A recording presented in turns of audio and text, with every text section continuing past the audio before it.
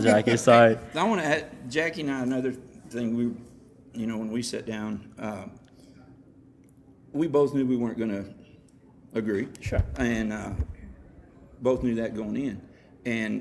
And one thing, Jackie said, when I asked him, he was like, the fear is a big issue and is pushed. And I appreciated his honesty. Yeah, absolutely.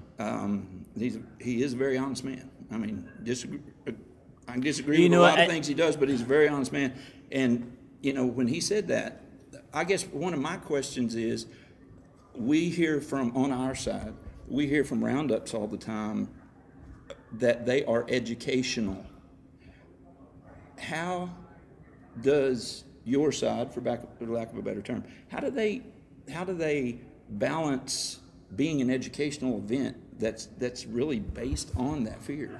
Does that make sense? Because when we are doing the educational portion, when I do a show, just like I'm contracted to do, if I produce a Rattlesnake Roundup, I'm contracted to do the entertainment. Mm-hmm. A portion of what I do, you hit me with a cotton ball and I'll bleed, but is the educational portion of my thing that I do. And in that part, we talk about what to do if you encounter a snake. How to react to them, how to treat a snake, the first aid of a snake bite. We talk to them about what type of venom it is, the scientific name of the particular kind of rattlesnake. So that's educational stuff. That's stuff that have you got a napkin or can you grab something, Andy? Yeah, that's fine. I'm a bleeder, so. It's crazy. It's crazy. That is a bleeder. Yeah. So when we do that, we're educating individuals. And for example, one of the things I always say, I let people touch a rattlesnake at a Rattlesnake Roundup while one of us has its head in a 3-point pin where there's no way they'll ever be bitten.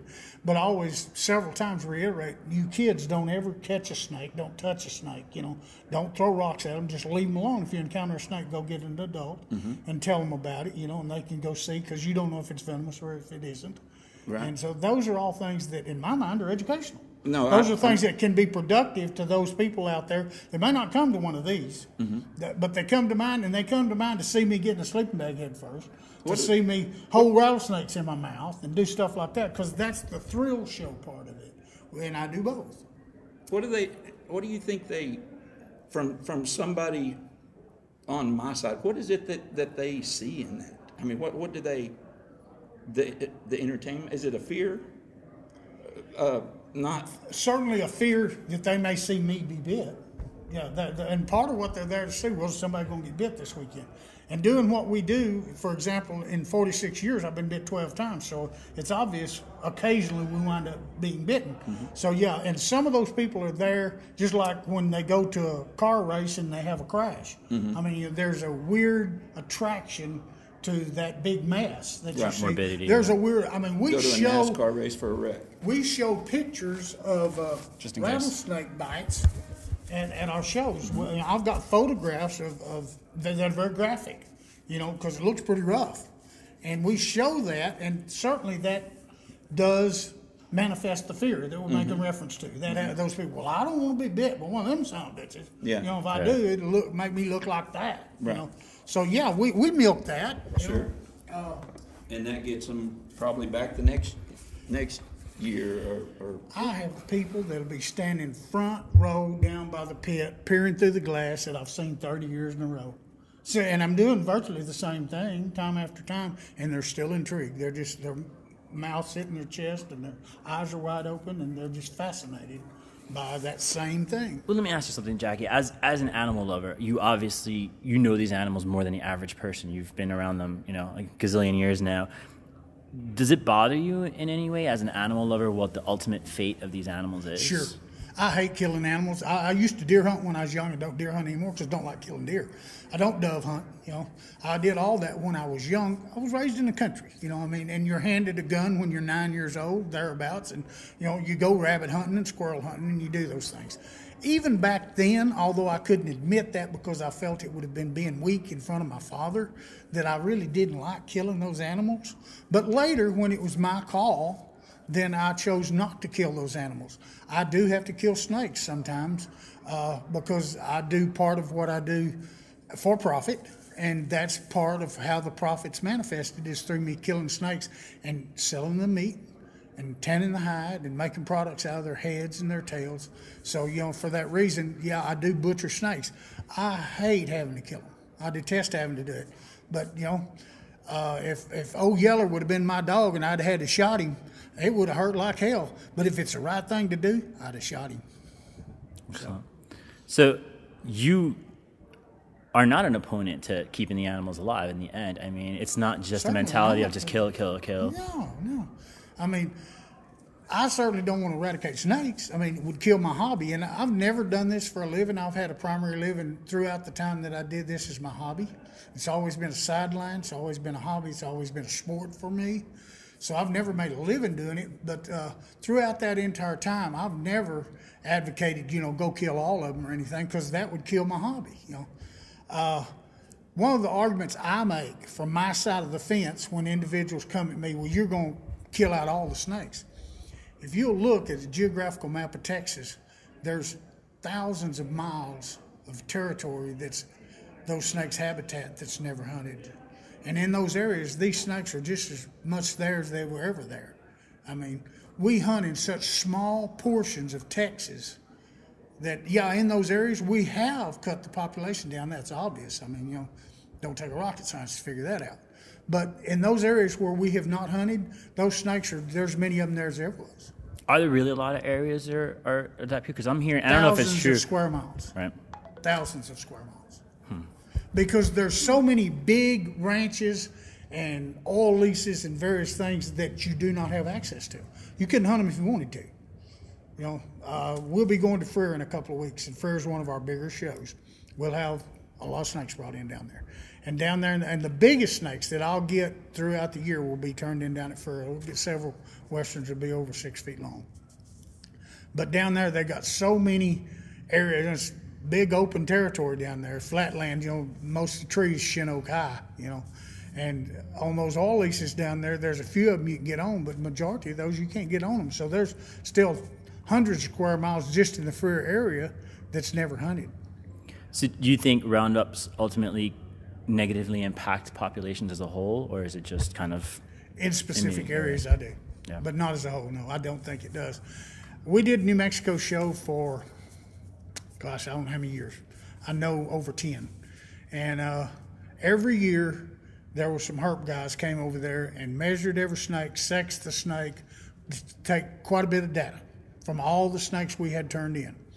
And from the time we started doing it till the time they finally ended the show, because we were being protested so heavily that the promoter of the show got to the point where it just wasn't even lucrative for him anymore. Wasn't worth what he was making out of the show to put up with the heckling that he was having to put up with in his community there in Almacardo. From the time we started till the time we end, we never impacted the population. Those guys, their statistics proved it. What is it that people give you the hardest time about? As far as you're saying that, there are people... They have some serious misconceptions about who and what I am.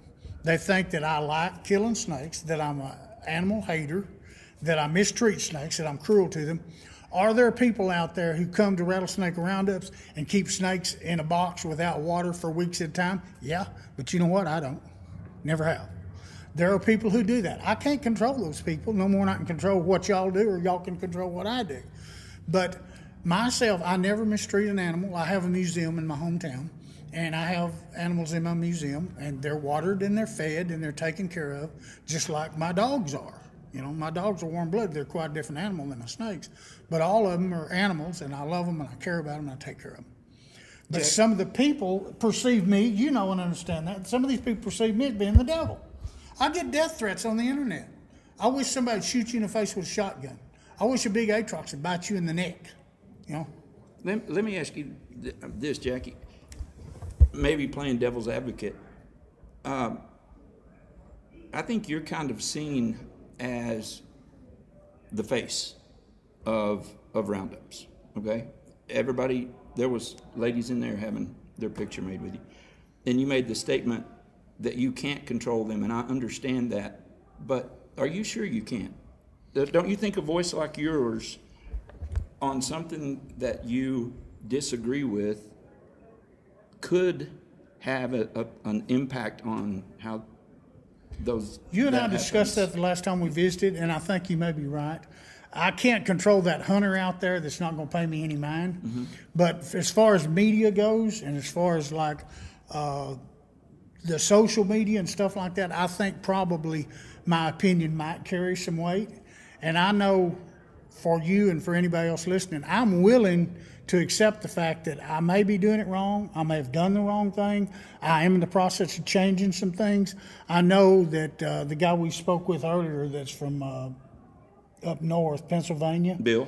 He and I talked on the telephone, and the fact that I told him we did not kill any snakes at the Brownwood Rattlesnake Roundup this year was pleasing to him. He was glad to hear that. Sure. Well, the main reason we didn't do it because last year one of these idiots, one of my guys, they killed a snake, split it open because people like seeing that graphic exhibition. Some of them do. That bloody stuff don't appeal to me at all. But this guy takes a snake heart while it's still beating and eats it.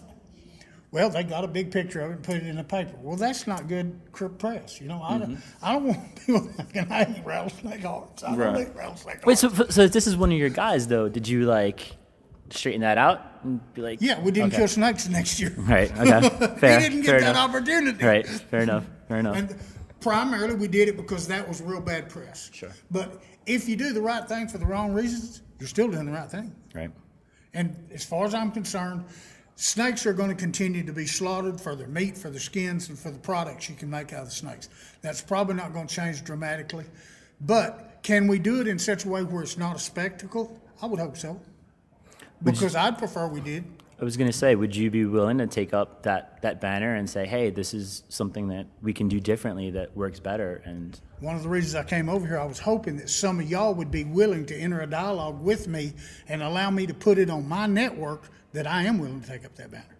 Excellent. You know, if y'all will meet me in the middle, I'll guarantee you I'll take my gloves off or put them on either one and go to work. I don't think we necessarily, I mean, us here, specifically in this room, nobody's got gloves on, and I think we're all pretty open to this discourse because we all want the same thing. We all want a situation where we're going to have a better situation for the animals and something that's more sustainable. It's going to keep going on for years to come, you know. So I think that's what we all pretty much want because you, obviously, if roundups are extinct, so are you to an extent, right? My hobby is. Yeah, I mean, Jackie Bibby, the legend. I mean, what would you do? So I think this is the natural next step. Really, is. I really like this. It's interesting, fascinating, you know, and I think it's a good thing, you know, for someone like myself who's been around snakes for 46 years, or for somebody who's never seen a snake.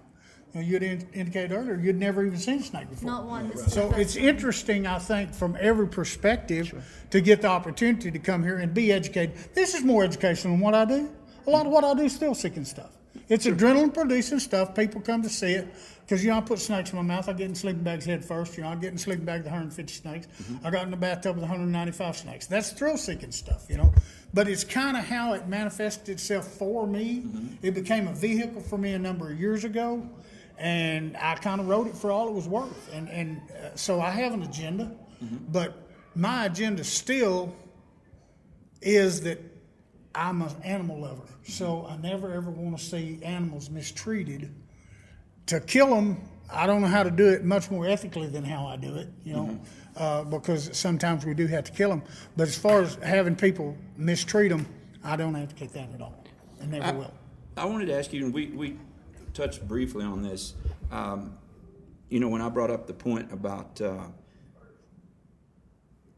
this fear and people talking about the snakes attacking their children, attacking their pets, and that's the reason they had the roundups to control populations, yet they use gasoline in the dens to gas the dens to get the snakes out.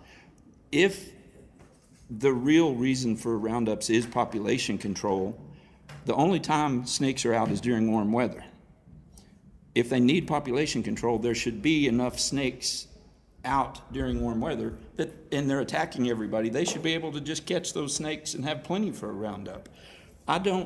What's your opinion on den gassing? Logically, as you stated, We both know and realize that. But that's logical, and oftentimes the individuals, the 3,000 people that came through the Oglesby Rattlesnake Roundup, that's a town of 400 people who had 3,000 paid admissions through the gate to come in there and see us do a Rattlesnake Roundup. Those people were not coming there to logically discern what's going on with the rattlesnake population. They're coming there to be entertained. It's an entertainment venue. So, but can you and I have a dialogue about the reality of the situation? Anytime you want to. Absolutely. And will I be willing to talk to people, even at my shows? But mostly I want to do it on camera where we can get this on the internet, on YouTube, get it on my network when it gets up and going later in the summer, and get this out in front of massive amounts of people, and then let people make their choice, let people make their call based on the information that they have. But so many people now are really going on misinformation. Yeah, I totally because agree. We know good and well that nowadays those snakes are very seldom ever a threat to anybody. Somebody's working in an oil field, somebody's working in their cattle, or a farmer, or somebody that's out there working, checking wells. They're going to encounter them from time to time in the areas where they naturally live. Most of those people know what to do if they do encounter them. You know, but back in the 20s, when the Rattlesnake Roundup started, and back then they were using them for target practice to shoot them, if you've ever read any of the history of the Rattlesnake Roundups, back then it was a little bit different deal than what we're dealing with now, because we were way more of a rural type of society then. A lot more people lived in the country then than do now, in smaller areas, and certainly they were encountering more snakes, and there was more snakes. I mean, there were more in the 60s when I started than there are today. But realistically, very few people are going to encounter a snake, a rattlesnake. And even then, if they have any information based on what makes a snake strike, they should never be bitten by one, because they're hard to see. They're almost invisible. And that's one of the things I educate people about. And tell them, when you're walking out there in an area where they may be living, you're going to run onto them, and you'll probably hear them before you see them. I tell them to stop, be extremely still, look around, find a clear avenue of escape, walk slowly away. He's not going to bite you. He bites you for two reasons: food and fear. You're too big for him to eat, so try not to scare him.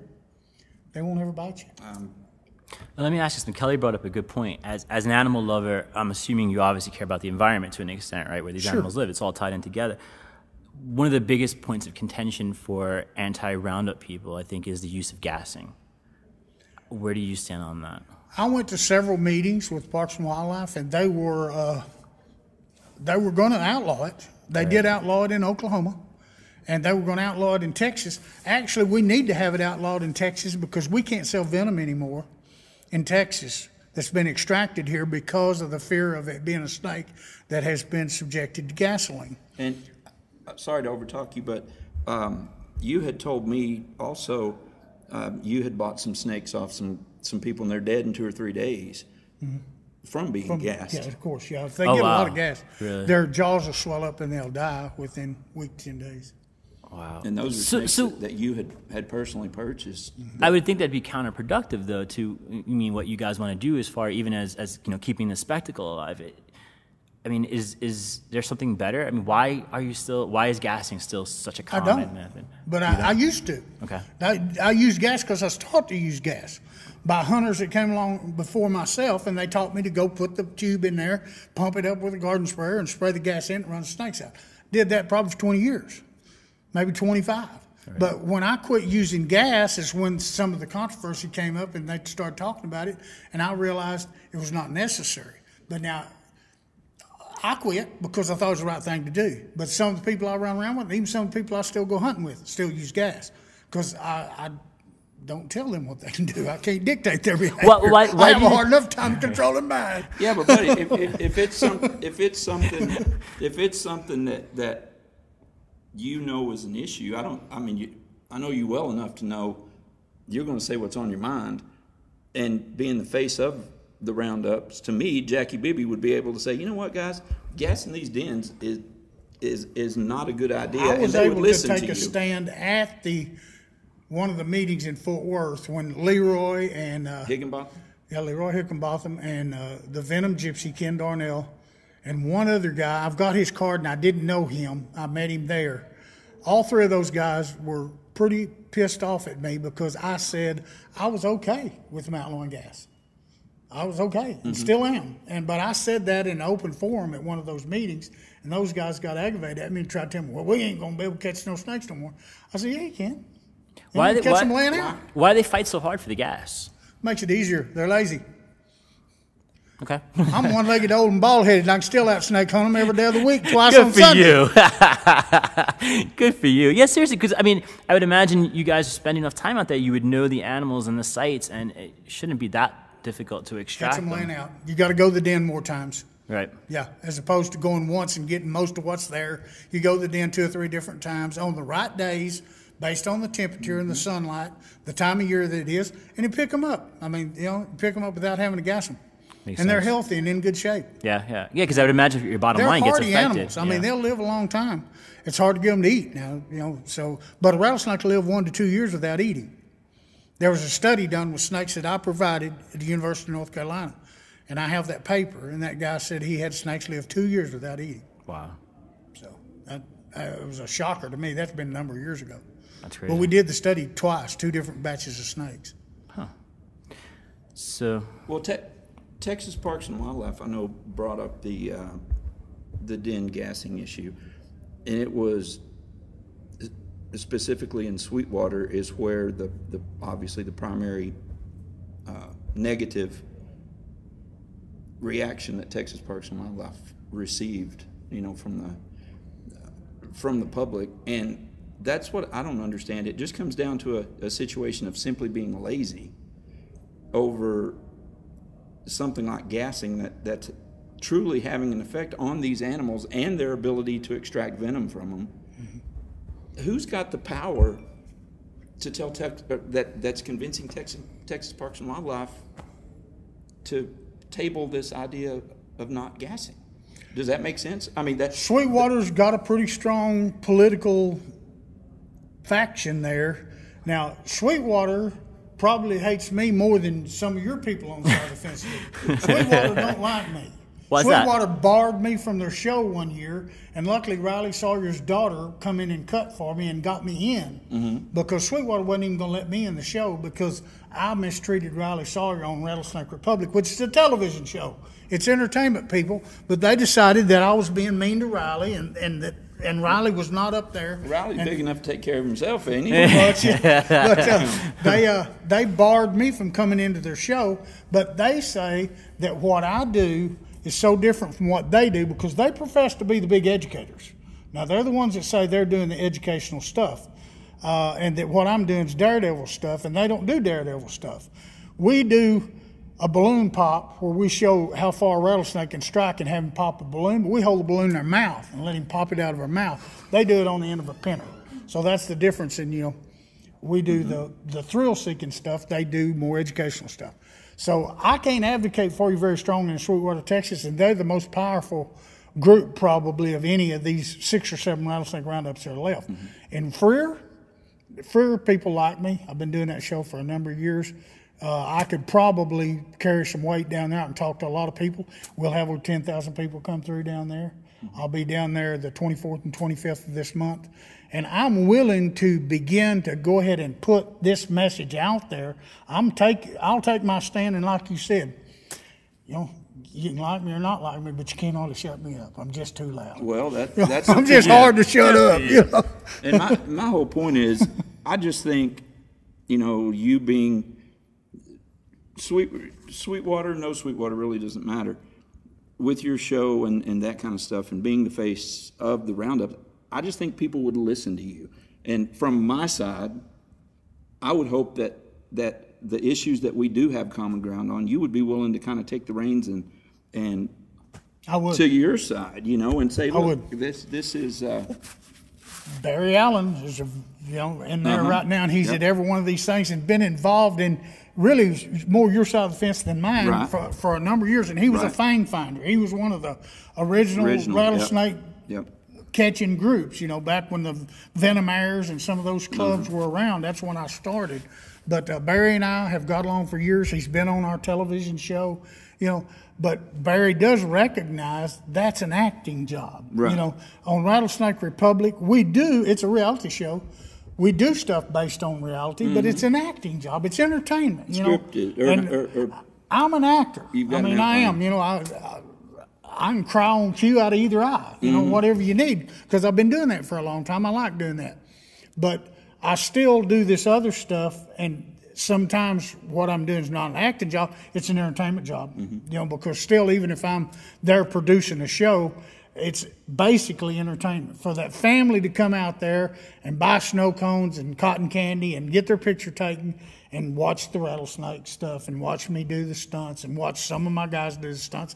Most of the time now, I just work on the PA. I do very little of the stunt stuff.